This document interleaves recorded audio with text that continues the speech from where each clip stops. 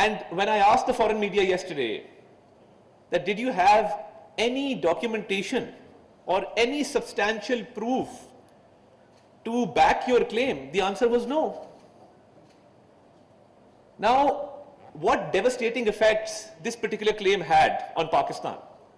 So if I'm a Pakistani living anywhere in Australia or in Europe or in the United States, I'm at risk because you have linked an attacker living abroad with my country without any proof. And on a day, 16th December, when we commemorate the sacrifice of the martyrs of the APS Peshawar. Now this is such a dichotomy that on one hand, we are commemorating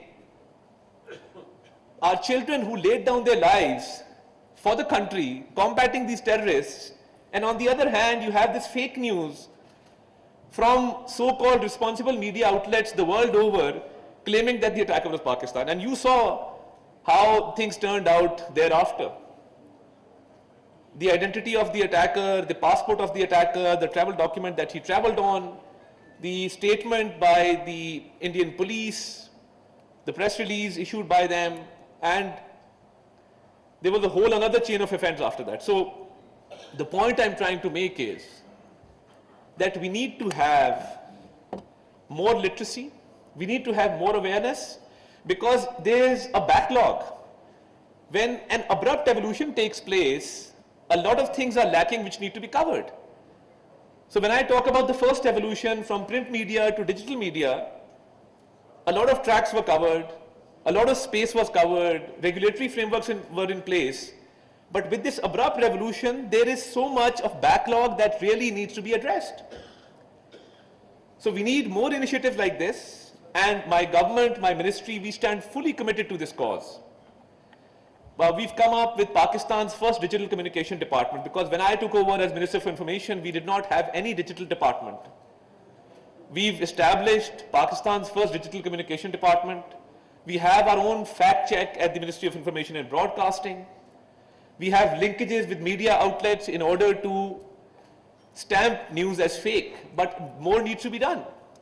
And I'm grateful to Mr. Babar Yaqub because he reached out to us in order to establish a system where we can train people to counter fake news and misinformation, and to hold training workshops not only for the ministry but also for media personnel, because this needs to have a broader impact and a multi-dimensional strategy in which journalists, media outlets, writers, authors, government officials all need to be trained, because as I said, digital natives are more accustomed to using social media than digital natives, but both need to be taught the responsible use of social media. And when we talk about the advent of emerging technologies, and I would like to appreciate the platform of TikTok because they've introduced AI labeling now. Whenever you click on a video on TikTok, it says that the content is AI generated content.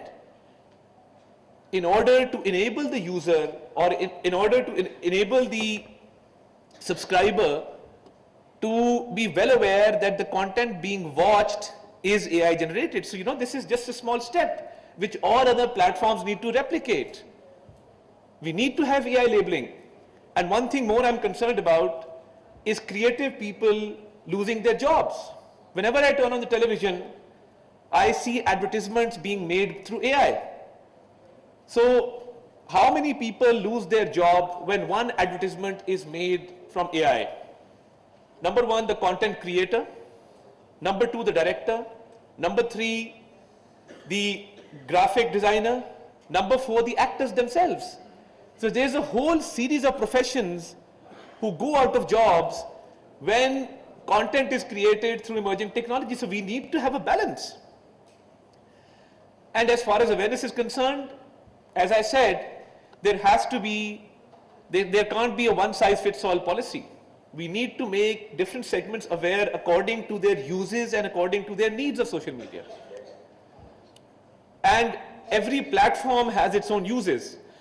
So I think this is a big challenge, but I have great hope that events like this one today and the commitment of UNDP, PTA, and the government of Pakistan, I believe that with the right kind of strategy, we can get there. We can cope up with this challenge, because this is causing a lot of harm in society. It is breeding intolerance. You can see violence. You can see harassment against women. You can see harassment against minorities, against marginalized groups on social media.